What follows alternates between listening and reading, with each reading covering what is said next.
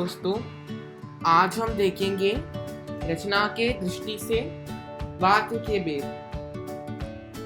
रचना के दृष्टि से वाक्य के 3 भेद होते हैं: सरल वाक्य या साधारण वाक्य, संयुक्त वाक्य और मिश्र वाक्य। हम शुरू करेंगे सरल वाक्य से।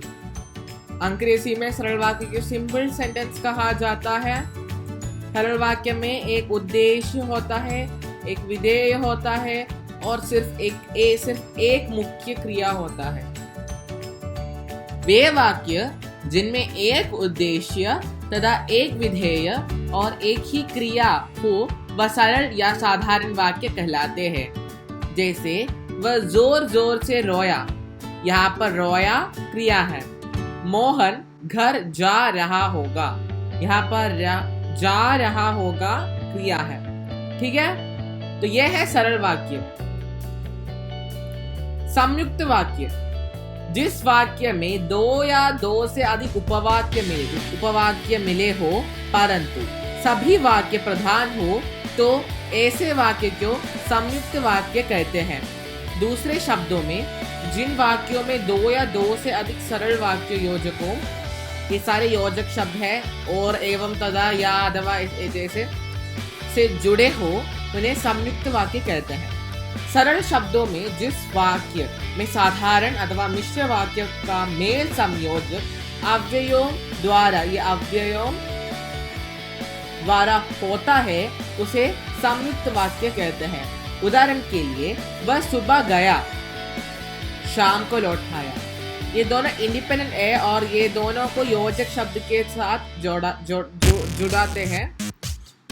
उसने बहुत परिश्रम किया और किंतु योजक शब्द सफलता नहीं मिली। ठीक है, लास्ट वन है मिश्र वाक्य।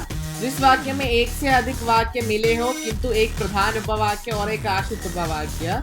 एक प्रधान उपवाक्य के साथ अगर एक और प्रधान उपवाक्य है तो वह संयुक्त वाक्य बनेगा। जब एक प्रधान उपवाक्य और उससे रिलेटेड एक आश्रित उपवाक्य होता है, वहां पर मिश्र वाक्य होता है। सरल शब्दों में जिस वाक्य में एक मुख्य उद्देश्य और मुख्य विधेय के अलावा एक या अधिक समापिक क्रियाएं हो उसे मिश्रित वाक्य कहते हैं। सिर्फ एक ही उद्देश्य और विधेय होता है।